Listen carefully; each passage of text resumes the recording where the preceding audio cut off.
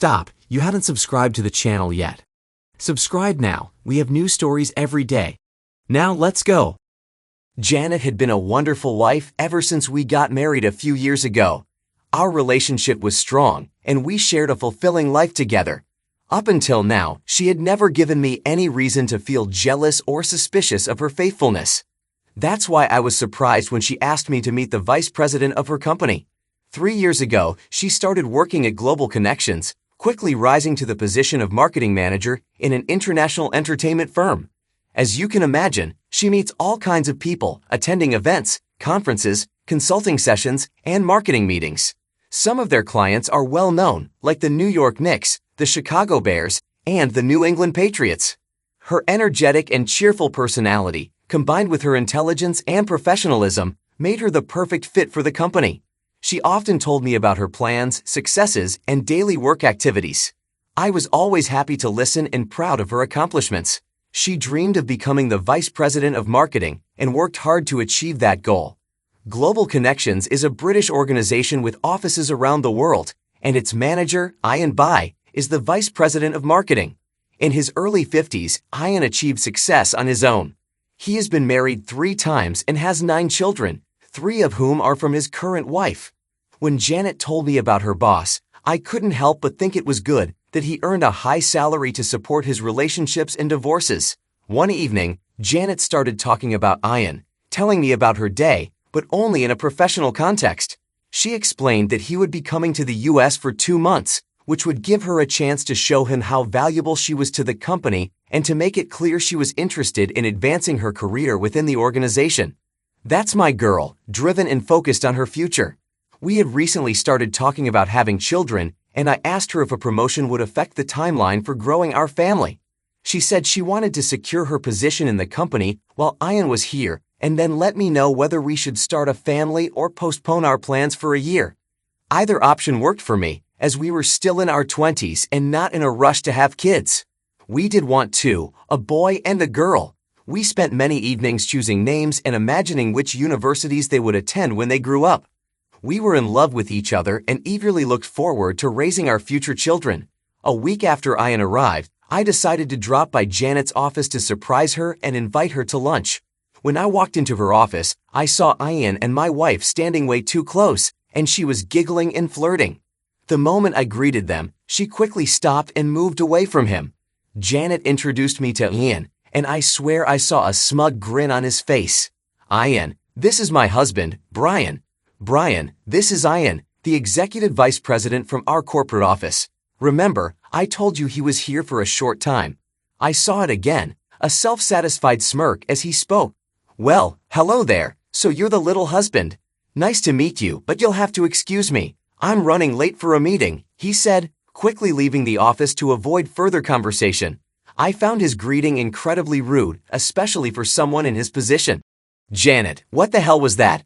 And why were you clinging to him and giggling? I wasn't in the mood for laughter, and I had an overwhelming urge to wipe that smug grin off his face, but he was gone before I could do anything. Janet could tell I was upset by how the introduction went and tried to calm me down. Calm down, darling, it's just Ian. It was nothing more than harmless flirting. Besides, he's old enough to be my father. Look, all the girls are crazy about him. He thinks of himself as a ladies' man with that charming British accent.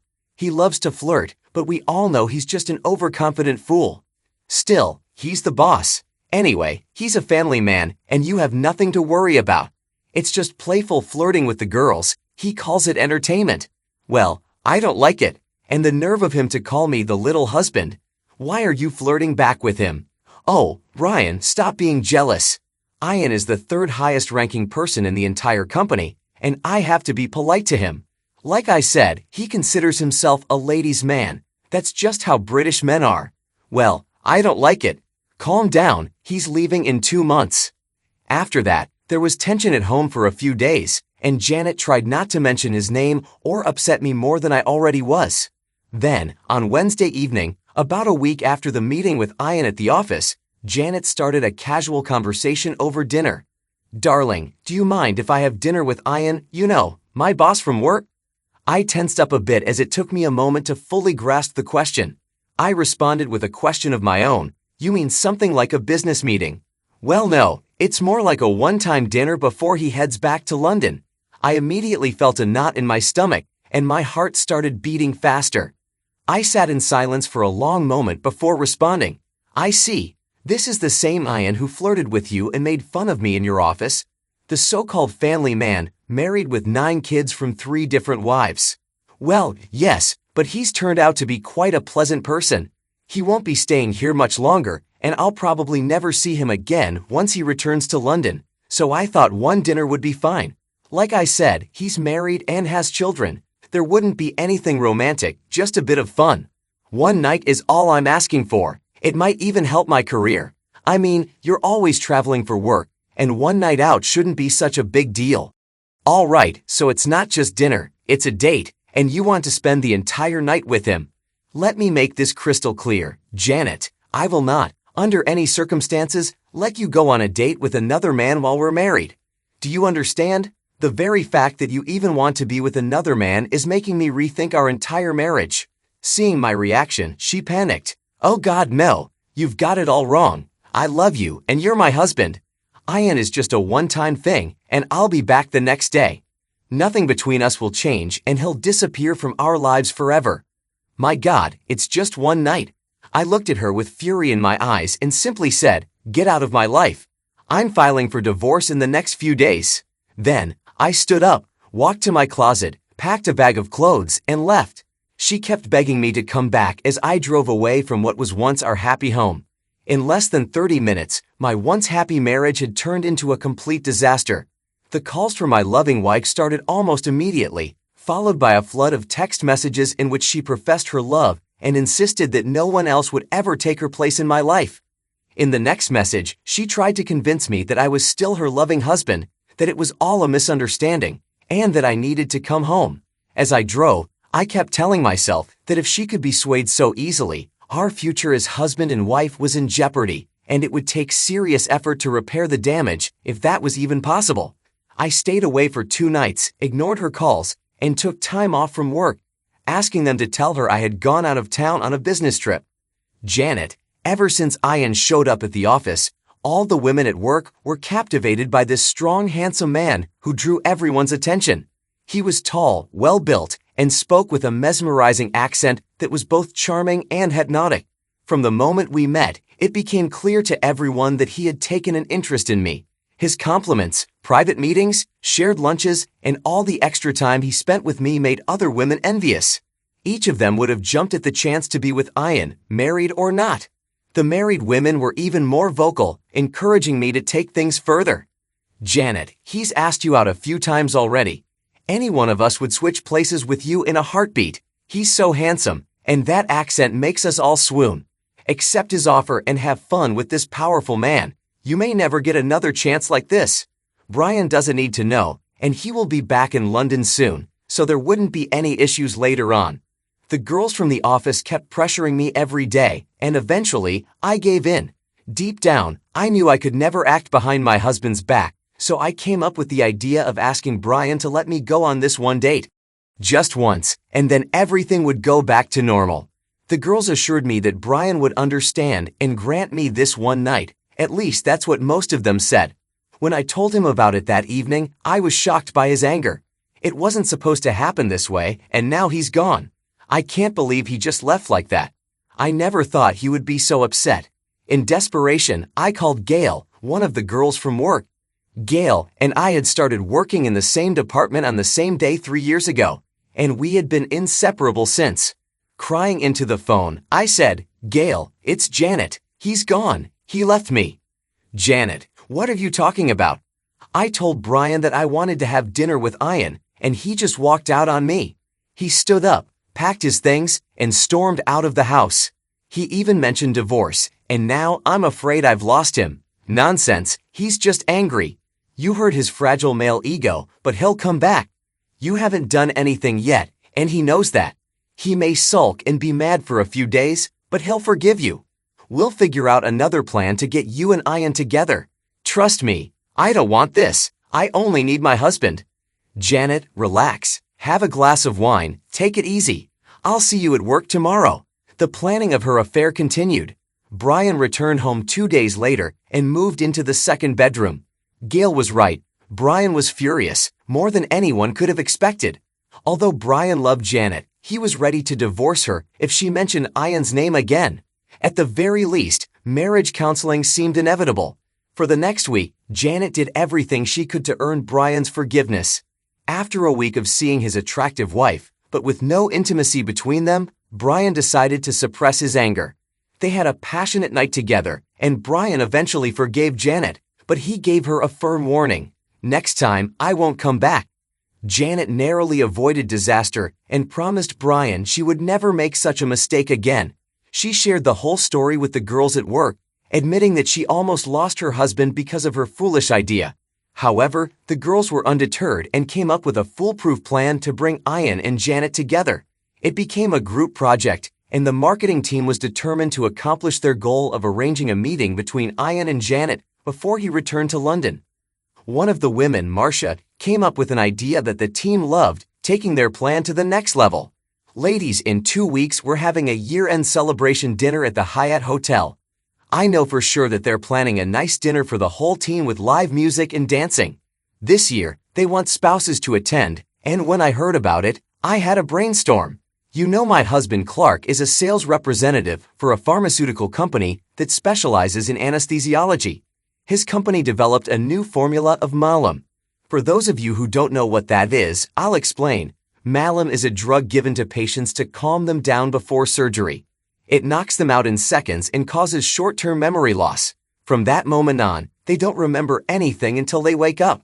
Currently, Malum is administered intravenously, but the new product, S2-Mid, comes in pill or liquid form.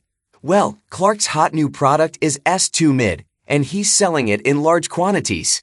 It works like magic, even better than the original formula. And how is this supposed to help us? Gail asked, as Janet listened with a puzzled look on her face. Gail, I'm glad you asked. Since these are scheduled drugs, Clark keeps his sample locked up in his car. He makes sure they're secure and out of reach. However, sometimes he takes my little Mustang Cobra for a drive when he's out. I can easily grab his keys, take a few pills or some liquid, and no one will ever know. Okay, Marcia, that's interesting, but what's your plan? Ladies, you're going to love this. At the party, when everyone's gathered, I'll pour myself a drink and pass it to Brian.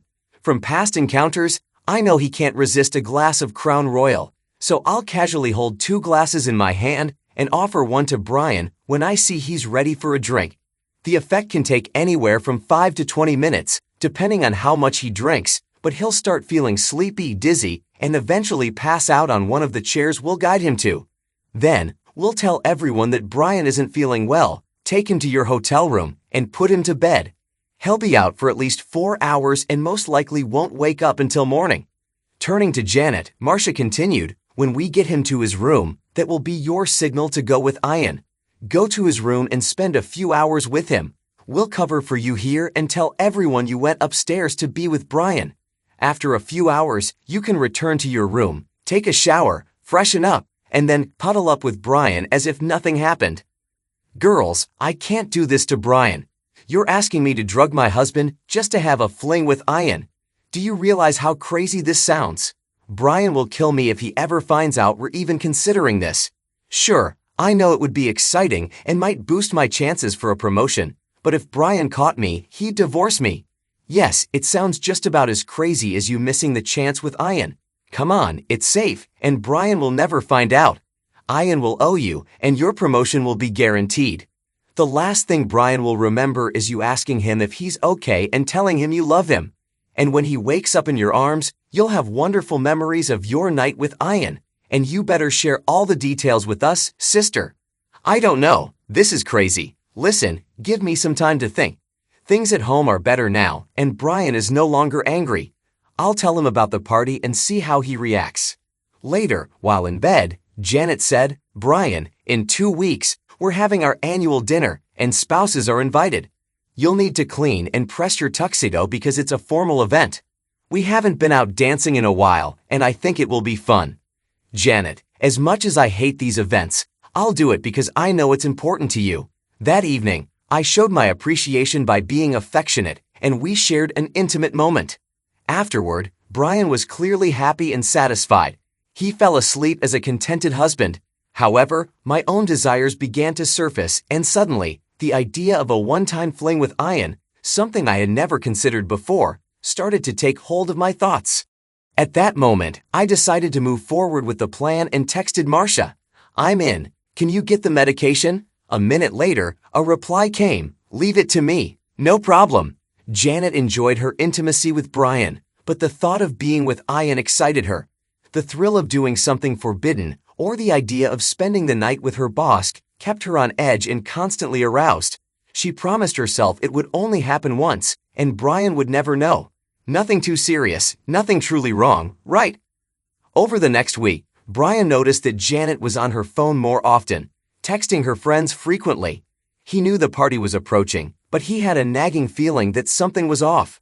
A few nights later, while Janet was sound asleep, Brian took her phone, entered the password, their anniversary date, and opened her text messages. For the next hour, he read in horror about the plan for that night, including the drug, the timing for when to slip it into his drink, how long to wait, and how they planned to get the key to his room and put him to bed. He found out everything: who was supplying the drug, who would be spiking his drink, and worst of all, how Ian was involved in planning to take Janet to his room while Brian was unconscious. Then, after Janet finished with Ian, she would leave his room and return to her hotel room, pretending everything was fine while Brian was still unconscious, unaware that the drug was still in his system. That was all he needed to know. After uploading all the text messages to the cloud, he returned her phone and tried to sleep again. It wasn't easy. He was horrified to learn that the woman he loved had planned to drug him and betray him on the same night. This was war, and he was going to prepare. They would all pay for their betrayal. Brian continued to play the role of the loving husband, monitoring her messages and staying up to date with their plans until the day of the party.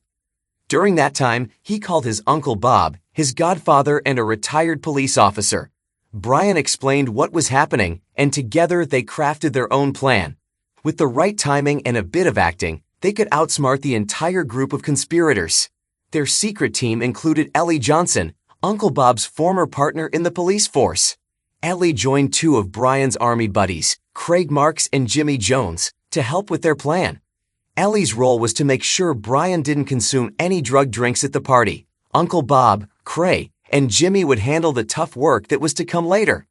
That night, at the event, Janet was wearing a very revealing dress with a deep neckline, black stockings with seams, and high heels. Her makeup and hair were flawless, and it pained me to realize that she wasn't dressing up like this for me. The fact that she was doing this for another man was a betrayal I would never forgive. "You look very sexy tonight, darling. Is this all for me?" "Of course, dear. I want you to show off your beautiful wife and be proud of her." I almost choked hearing how easily she lied to me. This woman was planning to drug me and sleep with another man right under my nose. She didn't care that I would be humiliated in front of all of her colleagues, who were fully aware of what she was up to. No, all she cared about was being with this guy, and I still couldn't understand why she was risking everything for a one-time fling. As my dear old dad once told me, women sometimes can't grasp rational thinking. We arrived at the party, and Janet's friends quickly surrounded her, pulling her into a circle where Ian stood. I followed them, scanning the room for Ellie, who was nearby as planned.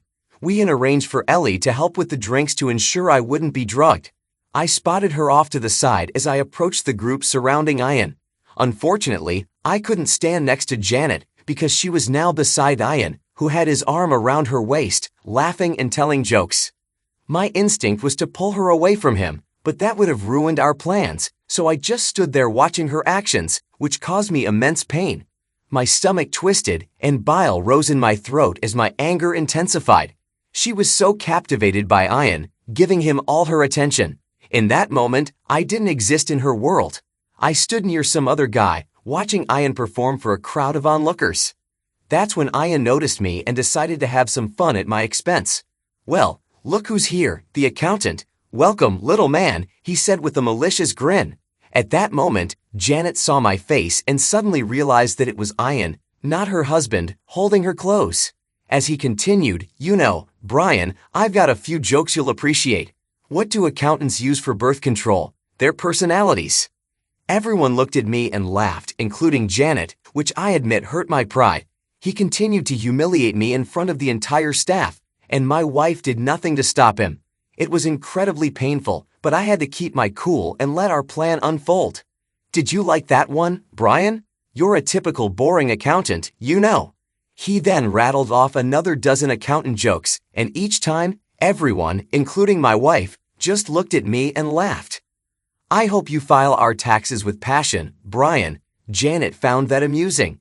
Oh baby, let me withhold you, someone else chimed in. The women around giggled. Technically, sex with an accountant is a charitable contribution, Ian added, and Janet laughed even louder as my humiliation became unbearable. In Brian's office, Iris means I'm really sexy, Ian continued, pushing further. My anger was building, and I reached my limit.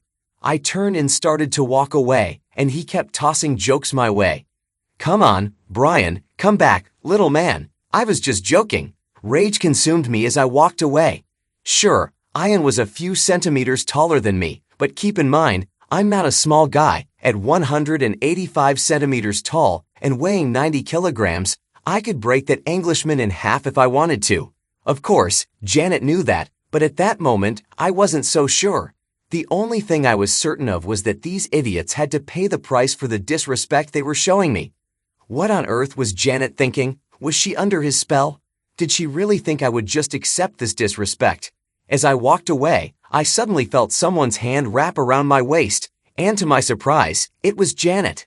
Honey, he was just joking. Come with me, she said, trying to soothe me. I gave her an angry look and said, Are you out of your mind? You stood there while he had his arm around your waist, laughing at me with everyone else, while he openly humiliated your husband. And now you want me to go back to him. What kind of loving wife does that? I've never been so humiliated in my life. For God's sake, I make more money as an accountant than any of those jerks, and you just went along with him like I was a clown. Just go, Janet. Go back to that loudmouth. You two deserve each other. Brian, I'm so sorry. Please don't be mad. Let's sit and talk at our table for a few minutes. We eventually made it to our table, and I noticed Ellie a few meters away, observing the situation. Janet continued to focus solely on me, trying to calm me down.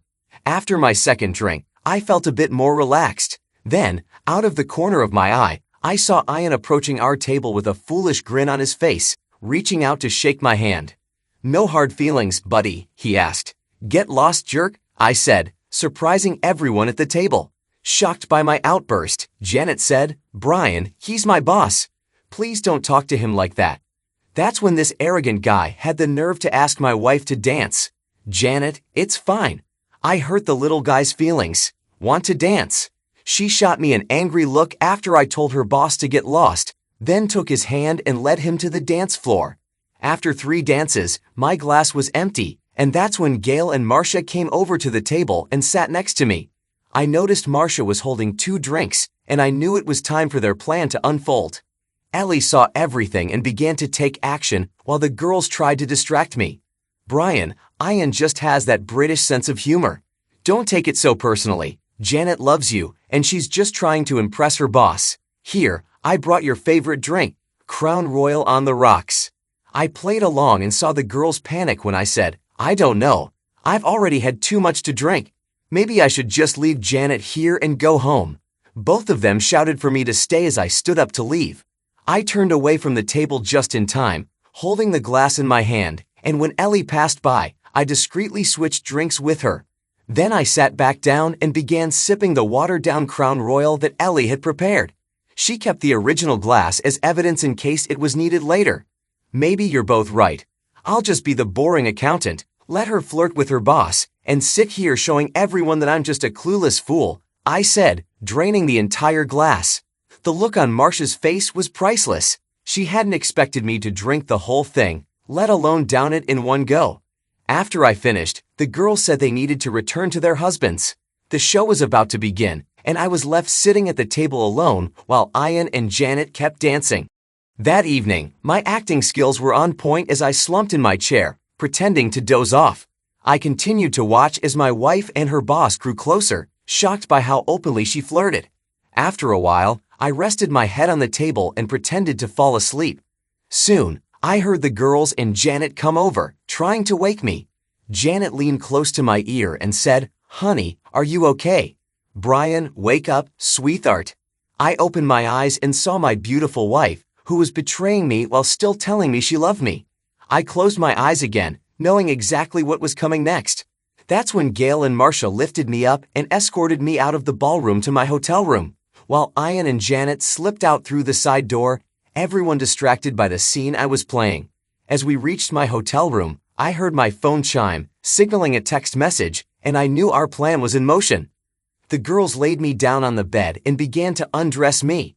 I smiled to myself, hearing their audible gasps when they saw me. Gail, in particular, was surprised and said, "Wow, Janet never mentioned that he was this well endowed. I don't think Ian compares to Brian. If he leaves Janet, I wouldn't mind a chance to see what that's like."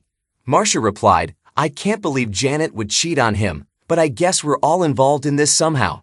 "Shut up, Gail. Let's get out of here," Marcia said, and they both quickly left the room. Once the door closed, I got up, laughed at their comments, got dressed, and checked my phone. The text message read, "Room 1722 at 10:45.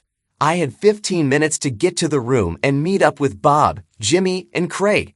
I went to the bathroom, washed up, grabbed my brass knuckles, and headed for the door. At 10:45, the four of us were standing outside room 1722, just 30 minutes after the cheating couple had entered the room. Uncle Bob's job was to get us into the room and then leave. We didn't want him involved in what was about to happen next. Bob knocked loudly on the door. Knock, knock, knock. Ian's voice came from behind the door. "Who is it?" "This is Sergeant Connor from the NYPD. Please open the door. We have an emergency," Bob said, holding up his old badge to the peephole. We heard the door unlock and open a crack. Bob turned and left, having no idea what was about to happen next, just as we wanted. My army buddies, Jimmy and Craig, burst into the room, grabbed the naked Ian by the arms, and pinned him against the wall. I walked in with my phone, recording the scene. There was my naked wife, Janet, on the bed, and my sworn enemy, Ian, up against the wall. The look of shock on Janet's face when she realized I was awake and standing before her was pure terror. I was the last person she expected to see before morning. My face must have been twisted with rage, judging by her expression. I spoke. "You cheated on me for this," I said, pointing to her lover's unimpressive physique. "You destroyed our marriage for this loser. You drugged me and lied to me. You really messed up, Janet. Both of you chose the wrong guy to betray." Then I turned to Ian. I smiled as I saw the fear in his eyes, clearly focused on the brass knuckles I was wearing as my friends held him in place. "What's wrong, Ian?" No snarky comments or one of your stupid grins. There was no response from the big guy, just a plea for forgiveness. As soon as the first sorry slipped from his lips, I beat him until he was unconscious. I didn't intend to cause any lasting damage, but my final punch shattered his large nose. Blood splattered everywhere as he collapsed to the floor, half conscious, crying like a frightened child. Turning to Janet, I said, "I'll probably end up in jail for this, but right now, I don't care. I'm sure you'll testify in defense of your lover because he's all you've got now." "Yes, Janet, I knew about your plan to drug me, lie to me, betray me, and then sleep with this guy." Seeing the evidence of her infidelity, I added, "You even went through with it while I was drugged in our hotel room downstairs without caring about the potential side effects of the medication. And on top of that, you planned to come back to me, pretending to be my loving wife, telling me how much you care, how I passed out at the party, and how you and the girls took care of me all night." My plan was much simpler, I continued. "First, you won't be coming home until noon tomorrow. You won't call or text me tomorrow morning. You'll be served with divorce papers right here at the hotel. The courier is instructed to wait until you sign them, and he'll have your signature notarized. I'm not playing fair with this divorce. You'll get the house, which has about $80,000 in equity, but I'll keep all of our savings and retirement funds. I've already emptied our accounts and canceled your credit cards, so don't bother checking the balance. The terms of the divorce state that you agree not to receive any support from me, and we'll go our separate ways. And God willing, I'll never see your unfaithful face again. Your car is paid off, so you can keep it, but all the bills, insurance, gas, electricity, and the mortgage are now your responsibility. Good luck with that. As for this guy, I continued, nodding toward Ian, I'll be sending these videos of you two to his wife, and I'm sure that'll make for marriage number 4 for your lover. You've got some catching up to do, but I'm sure you'll sleep with enough guys to reach that soon enough. And one last thing, if you sign the divorce papers tomorrow morning, we can part ways quietly, and no one will have to know about your shameful actions. If you don't sign, I'll send the videos to your mom and dad, explaining why I'm leaving you. I'll also make sure both of you lose your jobs and destroy your reputations in this industry. We both know how important your career is to you.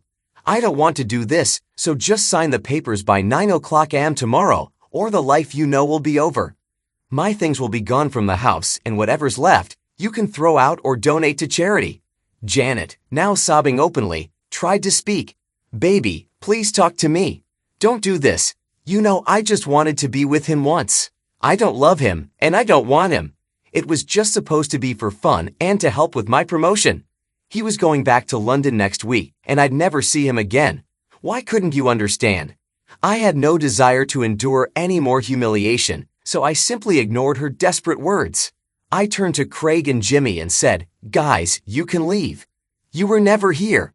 I'll take full responsibility if anything happens. After they left, I looked at Janet and quietly said, Janet, I loved you, but what you did is unforgivable. You knew how I felt when you first brought this up, but you decided to go behind my back and do it anyway. You involved others in your scheme, conspired against me, humiliated me, and even drugged me. You essentially kidnapped me to be with that loser. Well, you almost got away with it. Please, Brian, you can't divorce me. You know I love you and don't want anyone else. Baby, give me a chance to prove it to you. This meant nothing to me. It was supposed to happen just once. He's nothing compared to you, and now I realize how foolish I was. Please, sweetheart, don't do this. Janet's plea was pitiful, but I felt no sympathy. Janet, this would be funny if it weren't so absurd.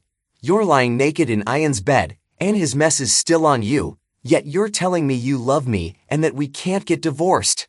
You know this video will be something interesting to watch later. You're nothing but a corporate fling now. I'll never touch you again because you're spoiled goods.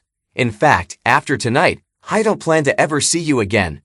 After a moment of awkward silence, I continued, Janet, the time for talking is over. When you conspired with your coworkers to drug me and cheat on me, you destroyed our marriage and everything we worked for. Do you remember the children we were planning for all these years, Emily and Jason? Well, because of you, they'll never be born. Our life together is now nothing but a sad memory. So, Janet, tell me, was that fling with this guy worth it? I hope so, because you threw away our future for this small-time loser. Great job. You can have him now, because this is the last time we'll ever be together. Brian walked out of the room as Janet collapsed onto the bed, everything she had planned going up in flames. Her cunning scheme had failed, and her selfish one-time act had led to painful consequences, leaving her without the man she truly loved.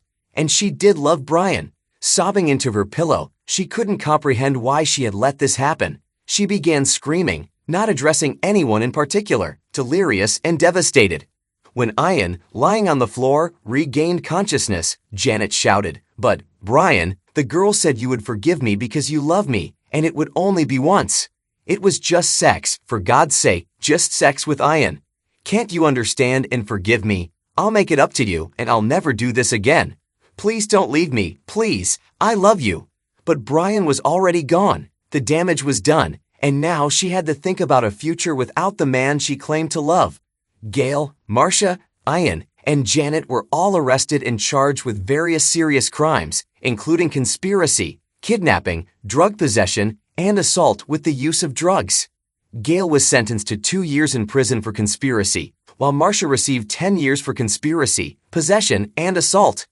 Ian was given 2 years for conspiracy, while the kidnapping charges were dropped. Janet was also sentenced to 2 years for conspiracy. Naturally, Janet, Marcia, and Gail lost their jobs, and their criminal records destroyed their careers. After being released from prison, the women were forced to take jobs they had once considered beneath them, losing their sense of dignity. Marcia's husband, Clark, lost his job due to the scandal and was unable to find a similar position. His career was derailed by his wife's actions, and he divorced Marcia while she was serving her sentence. Gail's husband also divorced her, and she lost the love of her 2 children, who never visited her during this fiasco. Ian pressed charges against Brian for assault and a serious nose fracture. However, after the jury heard the full case, Brian was found not guilty. Ian's wife divorced him, and he lost his job due to the criminal charges and allegations of sexual harassment in the workplace. Janet tried to sue Ian for sexual harassment in civil court, but by the time she was released from prison, Ian was divorced and penniless. After his release, Ian received no severance pay or references from his company. The last anyone heard of Ian, he was broke, without job prospects, and on probation for the next 5 years. The luxurious lifestyle and freedom he once enjoyed were taken from him overnight, all because of his arrogance and inflated ego. Now, this once prominent man had been humbled and reduced in stature. Brian moved on, and true to his word, never saw Janet again. 5 years later, he remarried, this time to Gloria, a woman even more beautiful than Janet. Gloria was intelligent and loyal, promising never to betray Brian. However, once burned, twice shy, Brian insisted on a prenuptial agreement before they married. Despite her promises of fidelity, after everything he had been through, it was hard for Brian to trust any woman. Now, at 31, Brian was happily married, and the couple was expecting their second child. Janet, on the other hand, never recovered from losing Brian, the man she loved and never wanted to lose. Her depression lingered, and one night as she lay in bed alone, something that had become the norm for her, she scrolled through Brian's social media page, just as she did every night since the divorce. Janet sobbed as she saw the latest picture of Brian's son, Jason, and his newborn daughter, Emily. She realized that Brian had built the family she had thrown away, all because of one selfish betrayal. Janet never remarried and could never forgive herself for her foolish, selfish act. They regret not what they did, but that you found out. Thanks to everyone who took the time to listen to today's stories. If you enjoyed it, please consider liking and subscribing if you haven't already. Feel free to share your thoughts on the events in the comments below. Take care.